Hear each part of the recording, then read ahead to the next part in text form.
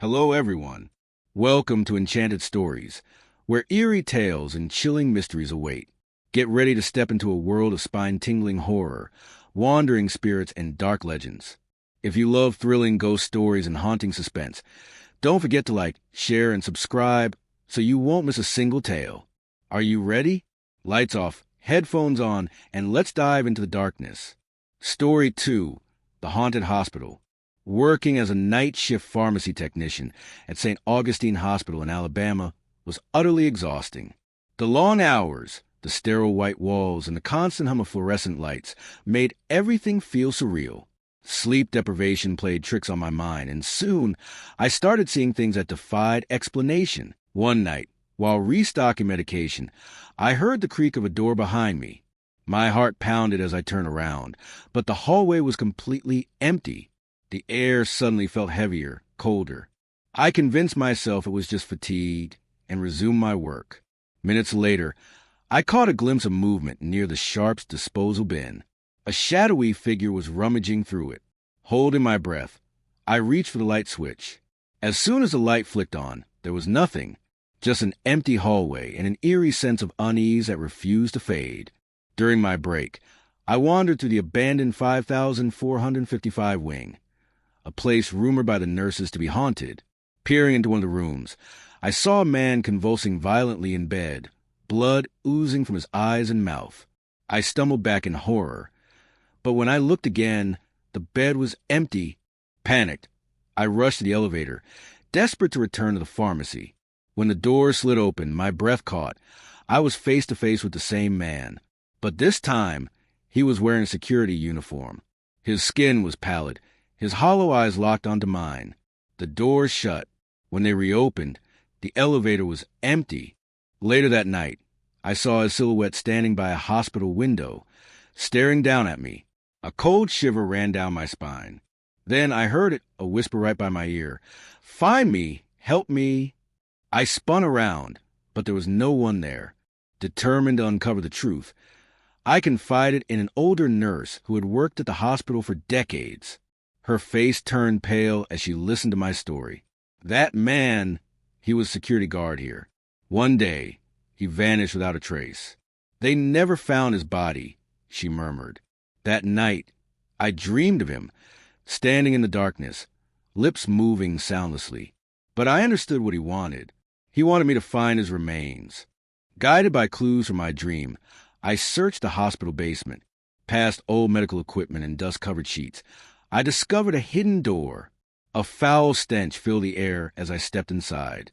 And there it was, a decomposed corpse in security uniform, empty sockets staring lifelessly at me. A chill ran through me as I heard the whisper again, "Bury me!" But just as I turned to leave, I sensed something else. Another presence. The air grew frigid, and I heard a faint, sorrowful sobbing. Scanning the room, I found a broken urn in the corner. Scattered around it were brittle, yellow bones.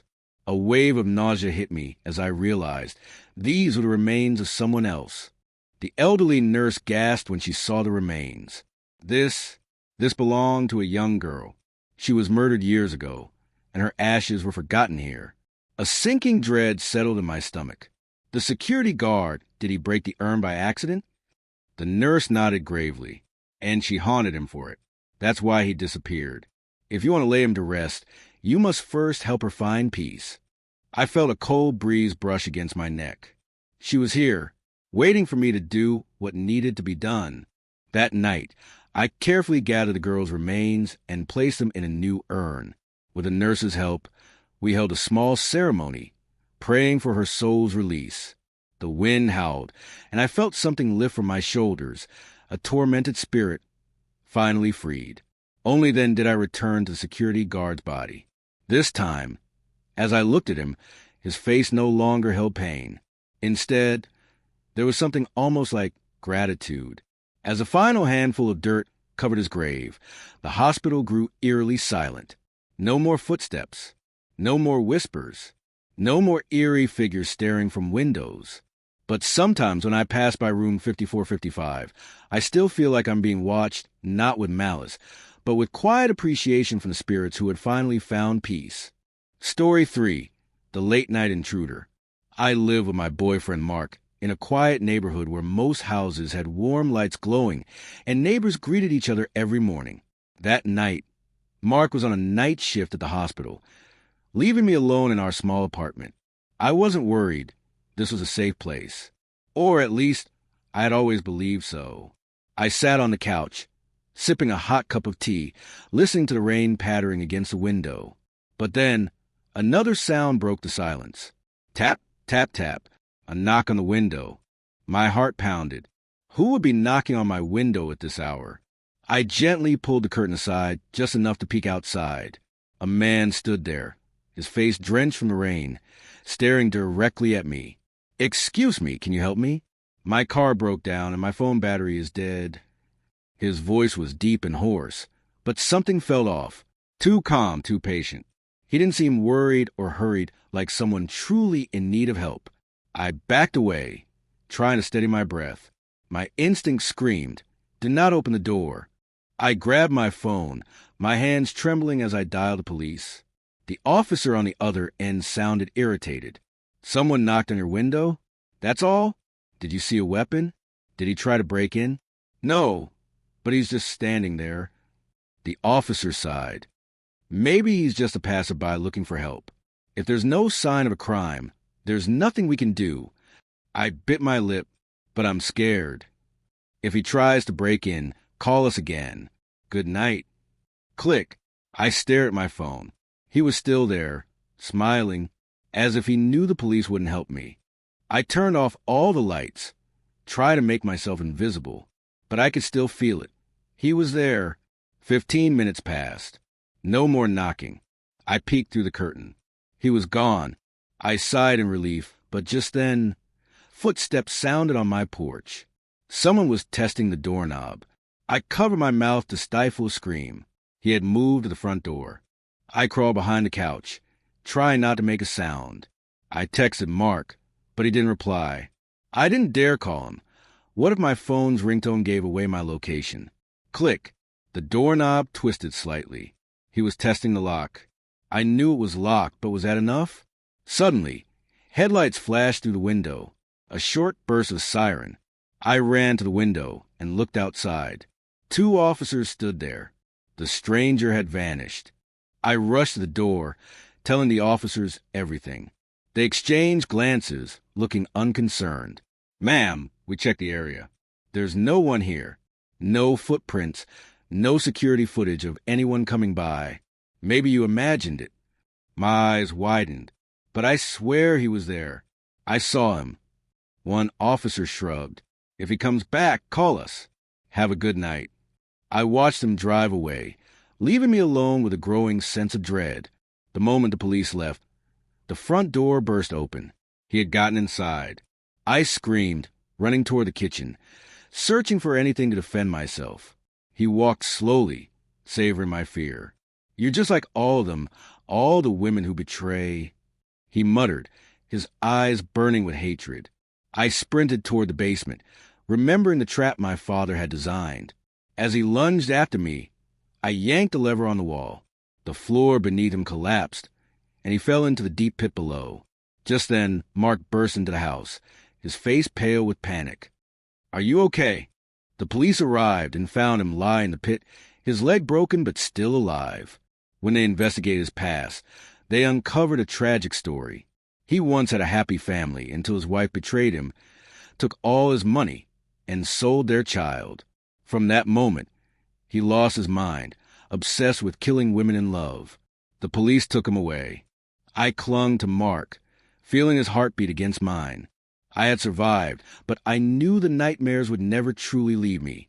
Story 4: Darkness behind the invitation. Lynn, 20 years old, sits on the sofa and picks up her phone. An unknown number appears on the screen. Lynn, whispering who's calling at this hour. She presses the answer button. Voice on the phone. "Hello, Lynn. I saw you're looking for extra work. I have a simple job. Just go to an old house and take a few pictures. I'll pay $100 up front. Interested?" Lynn hesitates for a moment before responding. "Lynn, $100 just for taking pictures? All right, what's the address?" Lynn drives to the given address. The house stands alone in the middle of the forest, pitch dark, with only a faint light glowing from an upstairs window. Lynn, muttering who would want to buy a place like this? She steps out of the car, takes a deep breath, and walks toward the front door. Lynn starts taking pictures as per the job's requirements. She moves from the living room to the kitchen, then upstairs. Upon descending into the basement, she discovers a hidden room. The room is dark, filled with old cameras. Each camera has a photograph pinned to it. Lynn picks up one of the photos, and her heartbeat quickens. These are images of photographers, but in horrifying conditions. Twisted faces, disfigured bodies, some with eyes staring lifelessly, others drenched in blood. Lynn, panicked, oh my God, what is this? Lynn spins around, but the door is locked from the outside. A voice echoes from a hidden speaker in the wall. Voice, welcome. I have a game for you. Do you see the photos on the table? If you can take a picture of yourself in a way that is more painful and horrifying than theirs, I will give you the key and let you go. If not, the toxic gas above will start seeping down in 3 minutes. Lynn panics, but she knows she has no other choice. She must survive. She looks around and spots a large stone on the floor. Clenching her teeth, she lifts it and smashes it down on her own arm with her remaining functional hand. She takes a picture, blood streaming, her arm mangled. But the voice isn't satisfied. Lynn trembles, her vision blurring from the pain. She notices a pair of pliers on the table. In utter desperation, she grabs them and starts pulling out her own teeth. She raises her phone and captures one final image. Her blood-soaked face, mouth empty of teeth. A long silence follows. Then a small clink is heard. A key drops from a slot in the door. Lynn, barely able to move, picks up the key and drags herself up the stairs. But as soon as she opens the door, a gun is aimed straight at her head. Before Lynn can react, police sirens blare outside. The door bursts open and flashlight beams flood the room. Officers storm in, subduing the murderer just in time. Detective. Our investigation revealed that he was once a famous model, but when he refused to comply with his manager's demands, damaging photos of him were leaked, ruining his career. His family, unable to bear the shame, committed suicide. He went insane and vowed revenge on photographers, whom he blamed for everything. Lynn sits in silence, her whole body still trembling from pain and terror. The screen fades to black, leaving only the sound of her ragged breathing. Story 5. The Dance in the Fog. Jason, a young man in his late 20s, lies in bed, half asleep. The sound repeats, cutting through the stillness of the night. Drowsily, he sits up and rubs his eyes. Jason, muttering what the hell is that? He glances at the digital clock on his nightstand. 2:47 a.m. The noise continues. A shiver runs through him as he walks to the window and pulls the curtain aside. Across the street, a woman stands in a strange position. Her body is crouched, arms spread as if ready to sprint. Jason squints, trying to see her more clearly, but the rolling fog distorts her figure. Then, suddenly, she moves. She slowly rises to her full height, tiptoeing like a ballet dancer. Her arms remain outstretched as she twirls, her movements both fluid and rigid, like a puppet on invisible strings. Every few steps, she stops, her head jerking sharply to one side, as if listening for something. Jason, whispering what the hell? A chill snakes down his spine. The way she moves is disturbing, unnatural, like she doesn't belong to this world. Jason holds his breath as the woman suddenly halts. Her head tilts slightly, and though her face is obscured, he knows she is looking right at him. Then she starts moving faster. The graceful spins become erratic, frantic twitches. She dashes toward Jason's building with unnatural strides. His heart pounds as he stumbles backward from the window. Fumbling, he grabs his phone and shakily turns on the camera, but when he looks back, she's gone. Jason freezes. He didn't hear footsteps on the stairs. He didn't hear the front door open. But someone or something is right outside. He hesitates, his heartbeat hammering in his ears. Slowly, he reaches for the peephole, holding his breath. He looks through it. Nothing. Just an empty hallway bathed in dim yellow light. But then he sees it. A faint stain, like smudged footprints, leading right to his door. Jason whirls around, his blood running cold. His bedroom door is slightly open. He was sure he closed it before going to bed. He takes a step back, eyes locked on the darkened living room. A chilling draft creeps in. In the dim light, a figure emerges from the shadows. It's her. She stands motionless, head tilted slightly, watching him. Her mouth is slightly open, but no sound comes out. Her empty eyes bore into him. Then she lunges. The screen goes black. A police officer enters the empty apartment. Jason has vanished without a trace. No signs of struggle, no evidence of forced entry. Only one thing remains on his desk. An old, faded photograph. In it, a group of ballet dancers stands in formation. At the center, one girl's face is eerily familiar. The officer frowns and flips the photo over. A scrawled message on the back reads, "Every decade, a new dancer joins our ranks.